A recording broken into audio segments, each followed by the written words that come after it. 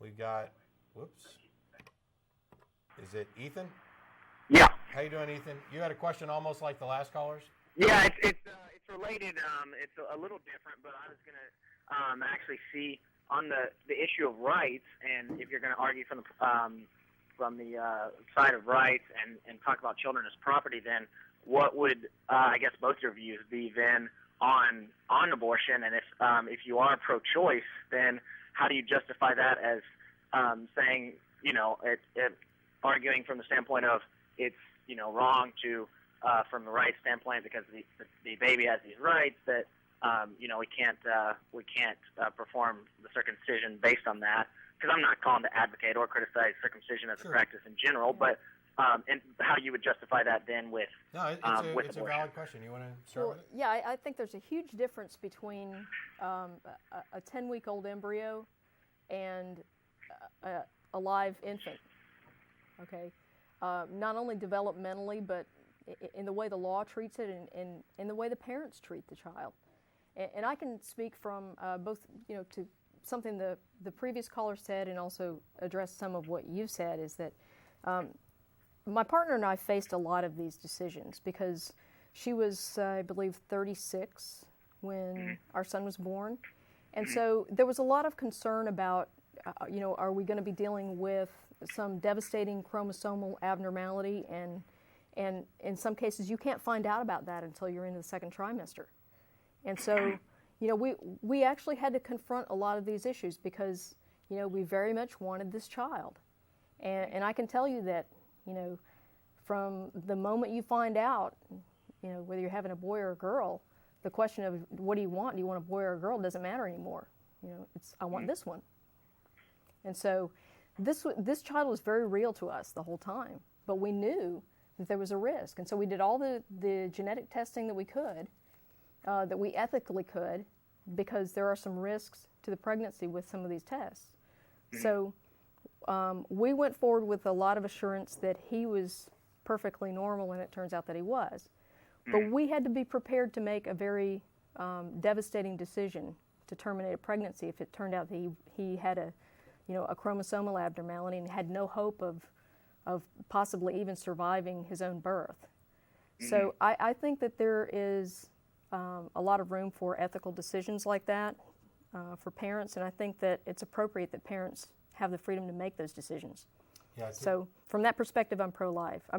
Pro-choice. From the other perspective, I guess you would call me pro-life because, I don't want people terminating pregnancies because they don't feel like they have another choice or because they got pregnant by accident or something like that. And so, in that sense, I would prefer that we have better sex education and we are able to prevent these pregnancies so that people don't have to confront those decisions, because I know how difficult they are. To address kind of your rights question and to give my own view, because my view departs a little bit from Jen's, and there's a broad spectrum, as I mentioned before. Atheism, as it's not a religion, it's not a worldview, it's not a philosophy, it's simply a response to theism, means that you don't believe in a God, which doesn't say anything about what you do believe. So that we have, we have atheists who are pro-life, pro-choice, somewhere in between, depending on the issue. My view, number one, I don't have a womb, so and I don't want to use that as a cop-out, because I can still have an opinion on the issue. I think there's a room for some challenge on the gray zone of where the father's rights may or may not exist. But in general, my view is that the fetus isn't a person, doesn't have the rights of a person. I'm generally okay with the cutoff line that we've established for abortions, because I tend to view the kind of viability of a fetus to survive on its own outside of the mother, the arrival of the majority of brain function. I think that's a fairly reasonable cutoff point. I mean, it's hard to, where do you draw a line? I mean, you've got a blastocyst, which is a handful of cells, and then you've got a fetus that's 8 months and 3 weeks, which could easily survive on its own.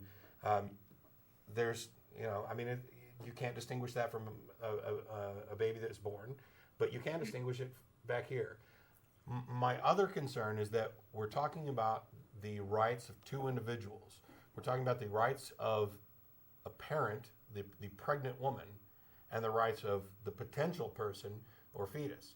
I'm not saying that an unborn child should have absolutely no rights, that it's non-existent, that it is something we can just completely ignore. These are real issues. But like I tend to kind of agree with well, anyway, I'd say the rights of the living person who already has rights, who is a productive member of society, whose health is a factor, I think their rights trump it. And while I'm not a fan of abortion, especially as Jen pointed out, as a means of kind of retroactive birth control, I have no problem at all with the way abortion laws are established now, and I'm pro-choice because I think the rights of that individual, the pregnant individual, are the ones that are of primary concern. Okay. And one more question, and I'll let you guys move on, but without turning this, of course, into a strictly abortion conversation.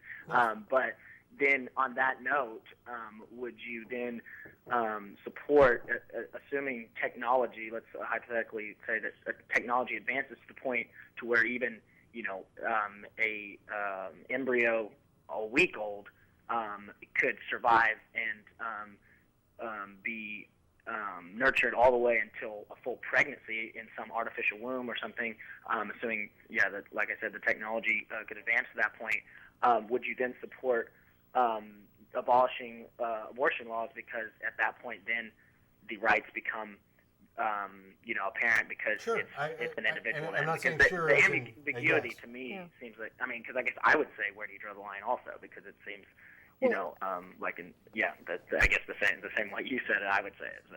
Well, I guess it's kind of a moot point, because if you're talking about transferring an embryo from a woman's womb to some artificial device that would then nurture Bring in the gestation machine. Yeah, then essentially you're still talking about abortion, because abortion is ending a pregnancy for that woman. So, yeah, if you're talking about just transferring an embryo to a gestation machine or something, then I don't have an ethical problem with that. I think a lot of people, maybe Middle America more than other places, and obviously Austin maybe not so much, but would define abortion as terminating the existence of the embryo, which is why some people, then consider certain forms of birth control abortion that others wouldn't. But that's not a strictly accurate term for an abortion, because an abortion can take place on essentially a dead or dying embryo. Mm-hmm. So there it is possible, and then it's a medical term. It's terminating a pregnancy. I think in the kind of hypothetical situation you've constructed, which is science fiction, but it's plausible science fiction. We may reach a point where we can already fertilize eggs and then implant them in a womb. So all we need to do is build basically the gestation machine, and we can grow from fertilization, from conception, all the way up to what we would consider to be a newborn baby, without it ever entering a womb. And of course that takes away the part of the argument or part of my position that I was making about the rights of the mother. And at that point, we'd have to make a decision about, okay, when in this span does this fetus, life form, whatever, qualify as a person with rights? And what rights? There are some people, I have a friend who says they're not a person until they can buy me a beer. I don't think we need to go that far. But you could make the argument, if we fertilize an egg, does it immediately at that point gain all the rights of a person? I think that's patently absurd. And this is a hugely difficult issue of where do we draw lines. Yeah. I'm mostly comfortable with where the lines are drawn now. It doesn't matter to me that we could maybe grow a baby from fertilization on.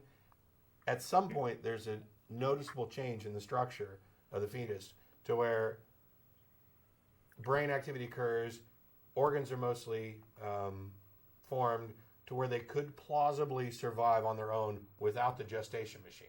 I think if we just replace our current view of the motherhood of the womb, the rights of that, and apply that same thing to the gestation machine, we can draw a line in about the same spot. It's not easy, and honestly, I'm not advocating any position for anybody else. that's just where I kind of stand on it. Okay. Thanks.